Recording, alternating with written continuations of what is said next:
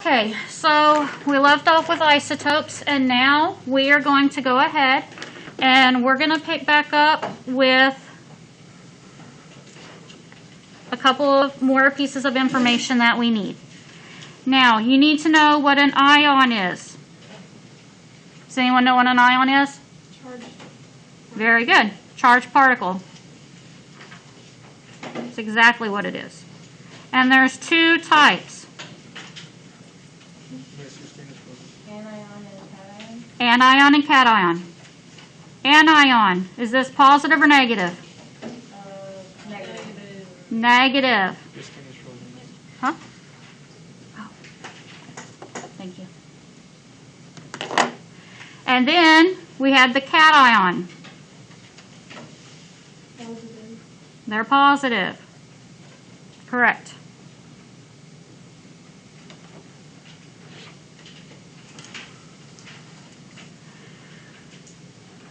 Okay, the easiest thing to go over next would be the electromagnetic spectrum.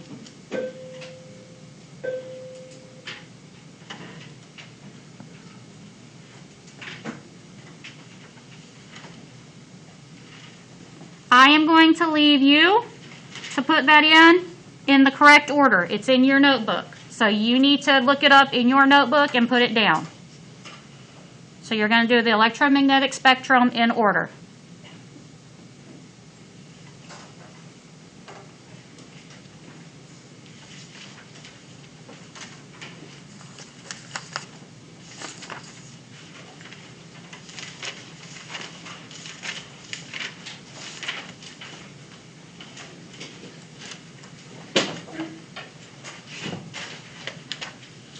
Are we good? Yes, no, maybe so? Okay. We'll come back to it later, okay? The next thing we're going to go over is electron configuration.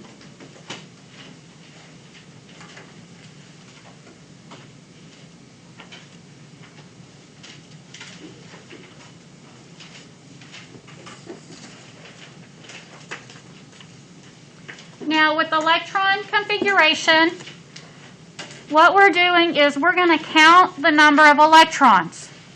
So, we always started out with 1s, 2s, and then we did 2p.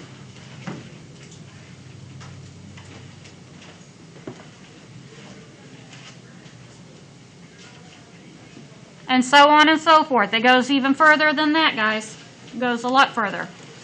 But I'm going to teach you a trick. Before we move on, though, when we put electrons, remember that in 1s, how many electrons can each of these lines hold? 2. Correct. So this one has 1. Now, it fills up all the way because there's nothing else it can go to. But when we go to 2s, how many can it hold? 2. So far, how many electrons do we have? 4. Count the numbers. 1, 2, 3, 4. Okay. Now we're going to go to 2p. Now, if I do this one, I cannot put another one next to it. Remember, I have to fill up these guys first before I can go back and add another one. Do you remember that? Okay. Huh? Oh, yeah, they are supposed to be opposite ways. Thank you. I'm sorry. My brain. Okay. Opposite way. My bad. I did it on the other ones. Okay, so on the midterm, the trick is it's all multiple choice. You don't actually have to draw any of these. Correct? Mm-hmm. So, count the number of arrows. 1, 2, 3, 4, 5, 6, 7, 8. So there are 8 electrons. You're going to look at the periodic table and you're going to tell me which element has the number of electrons. That's 8. How do we know the number of electrons on the periodic table? The atomic number. So if you look at the periodic table and look at the atomic number, what's 8 going to be? What is it? Oxygen. So this is going to be oxygen. So count arrows.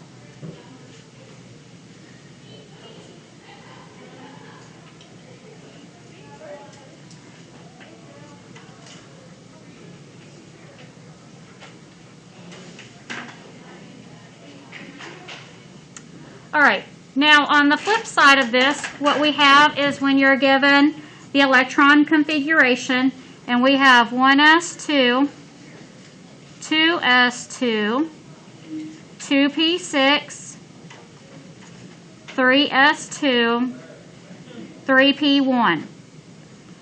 How can we figure out what element this is without that little cheat sheet that we got? What you can do is, remember these guys are the number of electrons per each unit. Okay, so all of these are going to be the number of electrons.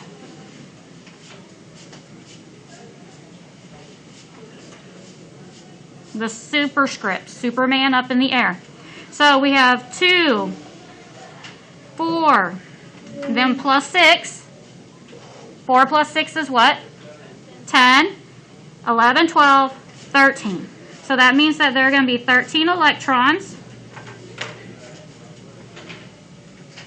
And we would use the periodic table to help us figure out what element it is.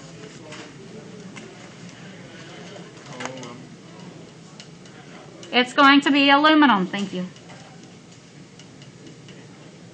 So again, what are we doing? Counting the superscripts, the exponents.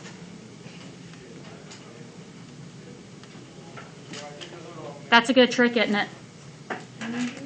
Especially when it's multiple choice. If it wasn't multiple choice, it'd be a lot harder.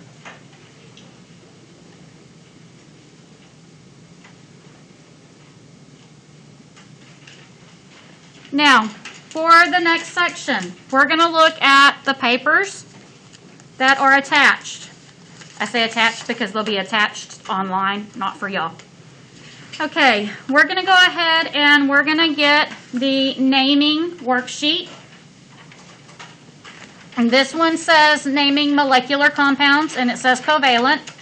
So, the main thing you need to know, I went ahead and did the top part in case you get lost and you need it, but you don't really. What you really need is this right here.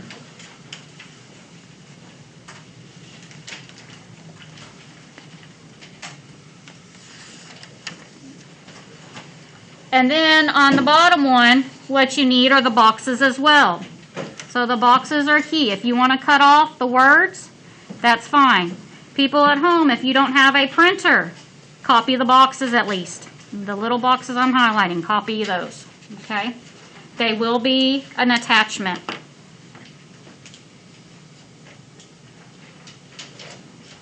Now, before we actually put these in, we need to know the difference between ionic and covalent. So a bond is where things attach together, and they can be super weak or super strong. So with bonds, you have ionic. Can anyone tell me what ionic is? Sharing or stealing? Sharing? Not sharing. Stealing. Okay. So stealing. It's a give or take relationship. One guy's going to steal the electron it needs. The other guy is going to give it up. Okay? Now this is going to be between a metal and a non-metal.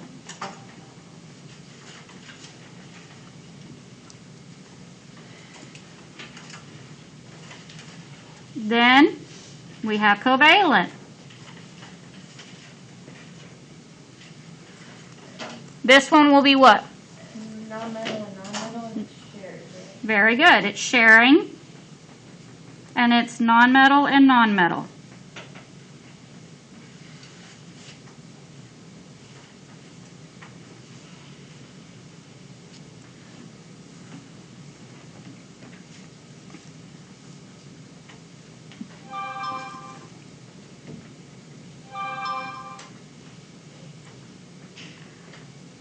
What kind of bond is between metal and metal?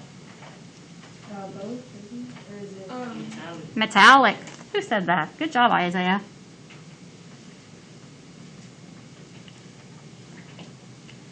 But what'd you just say? Who made the comment just a second? Both. Okay. Now, both, that's a good question. That is going to be a bond with a polyatomic ion. Now remember, polyatomic ions act as a unit. They cannot be separated. Now, your polyatomic ions are right here on this reference sheet. I also have them listed on Google Classroom at the top. These guys by themselves, you'd have to see what P and O was. It's fine. But if you bond it with something else, that's going to change it, and it would be both. By the way, I will give y'all this and this for the test, okay? Y'all will use this. All right, now, the naming. We're going to go ahead and we're going to cut this out and put it into our book. So we're cutting out those squares and putting it into our book. Now, there is one note you need to make. With ionic compounds, sometimes you will need a Roman numeral. So you need a Roman numeral when you are looking at transition metals. Transition, it can change. Depends on what's going on to figure out which one you're looking at. So with Roman numerals, if you don't know them, Roman numeral 1, Roman numeral 2, Roman numeral 3, Roman numeral 4, and Roman numeral 5. These guys would go after the first word, so after the transition metal.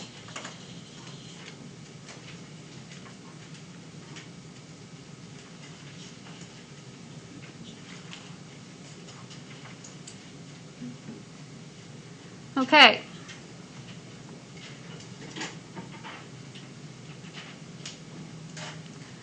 When you open this up, this is for ionic. It says that you're going to name the positive ion, which is called the cation first. That is going to be your metal. And then you're going to name your negative ion, which is your nonmetal. And all you have to do is drop the ending of the second word and add ide, I-D-E. So, if we had sodium chloride, the names of them are the same. The only thing that changed is the I-D-E ending on the second word. Ionics are easy. That's all you got to do. I-D-E on the end.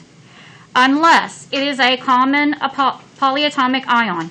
These are their names. They have to be used. You can't change these guys. Okay? These cannot be changed.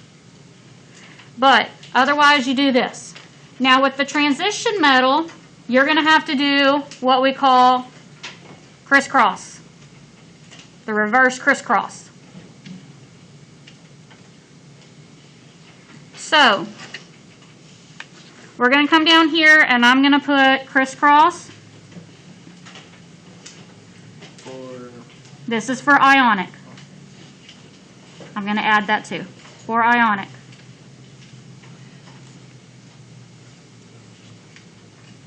Can you go back to the Roman numeral? Yes.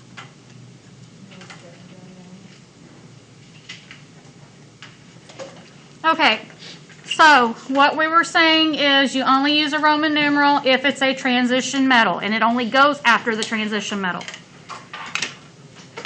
So, an example of that would be, let's do iron oxide.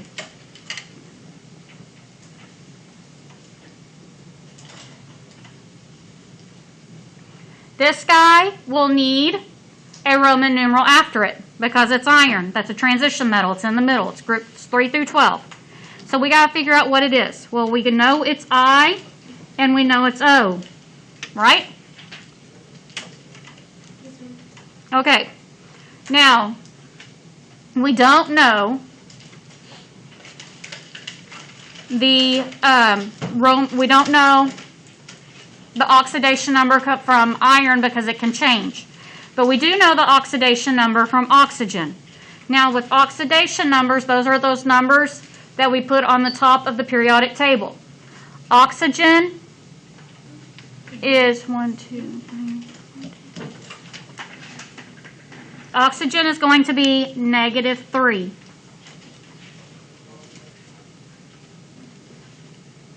Well, we want these guys to be able to cancel out and not have to put something down at the bottom.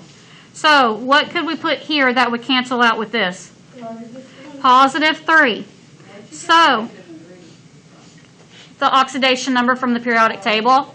This -3 came from the oxidation number on the periodic table.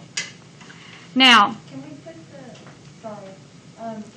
the table in this book for the test with the oxidation number? yes, you can add the oxidation numbers to this, okay? In fact, I can give y'all some periodic tables and y'all can put them at the top. But in this case, it's going to be 3. So this 3 right here is going to be the Roman numeral that you put in. So it's iron 3 oxide. And you have to put that Roman numeral in parentheses.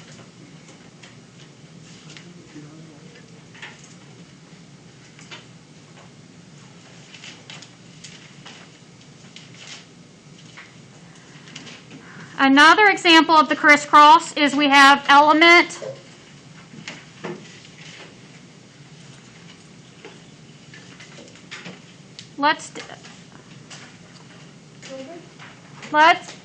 I'm trying to find one that I could do that would help us out a lot. Na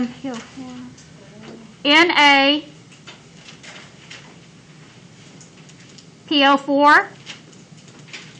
Okay, PO4 is a common polyatomic ion. It's right here. So what charge does the PO4 have on it? -3. Now remember, this PO4 cannot be separated and that 4 cannot change. Do you remember that rule? That 4 is by itself. It cannot be changed. Now, this guy has a charge of -3. And because it came from the chart told you it's -3. And then the Na is going to be from the oxidation number on the periodic table. I will give y'all a chart with the oxidation numbers on it, okay? So with the oxidation number, it is going to be +1. We get this from the periodic table. And I will give y'all an oxidation chart with numbers, that way y'all can use it. Now, we have to do the crisscross method. So we're going to criss this guy over here. And then we're going to cross this guy over here. So they were superscripts, that means up in the air. They're floaters. Now we have Na. What came down? The 3. You don't worry about the negative. You don't worry about the positive. You're just bringing the number down. And then we had PO4. Remember, it works as a unit together. What number came over? 1. So that right there. So if there was, like, say that sodium had like a +2, right? Would it be like parentheses? Okay, so if we had calcium and PO4, PO4 is still -3 because that's the oxidation number. And from the periodic table, the oxidation number of calcium is +2. So you're going to crisscross. You're going to bring this guy over and crisscross this guy. So you have Ca. What dropped down and over? 3. The 3. Now, put PO4, but he has a number behind it. Put this guy in parentheses. He cannot be changed. He's special. He requires parentheses because we cannot change him. And what number do we bring down? 2. So that is the crisscross method. So that's what the parentheses mean? Huh? That's what the parentheses mean? Yes. I never knew that. Yes. Okay. We're getting there. Hang in there, guys. Are we though? You said today's the last day Yeah, of notes, right? you said that like. Now, on ionic is the easiest to name. The naming rule is super easy except for the transitions. Transitions are hard because you have to be able to do that reverse crisscross and go backwards. But the formulas are harder. These are the hardest ones to do for formulas. But then we have naming covalent compounds. I find these to be easier because you're going to put some prefixes on them based on the number that's given to you. Okay? So, and you still have the ending "ide." So we're going to go with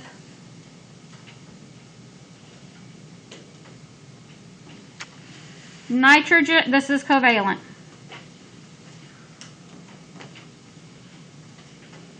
We have nitrogen,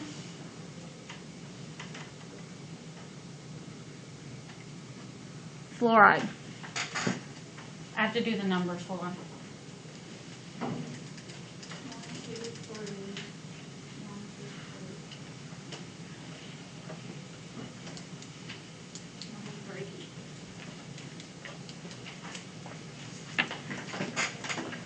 Okay, so for covalent, nitrogen, fluoride.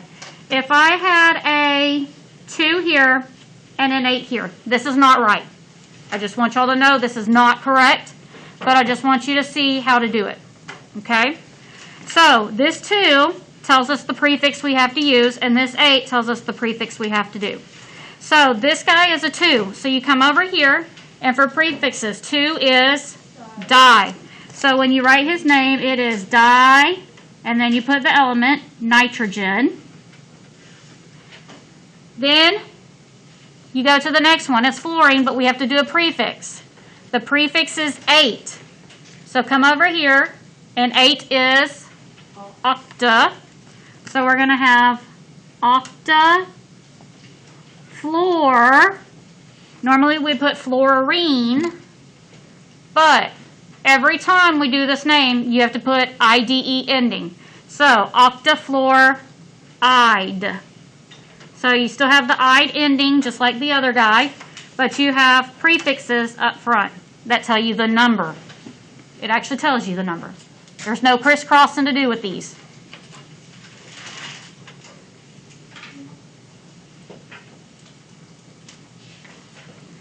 If I had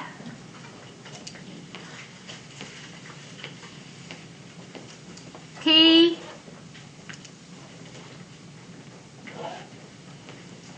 F3. Now in this case I have phosphorus, P. What's our number? There's not a number, so we just assume that it's a 1. But when you start this, you cannot start with a mono.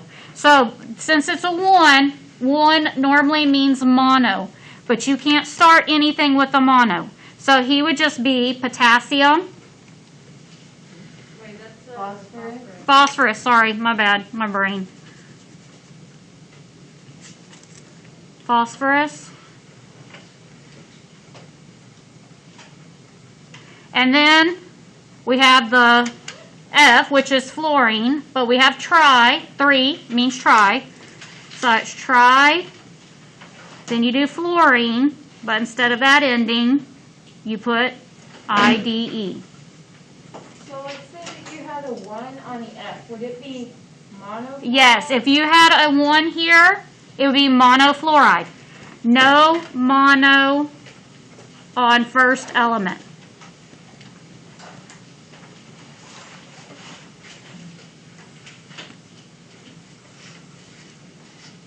Now, if we went backwards, if I had tri-nitrogen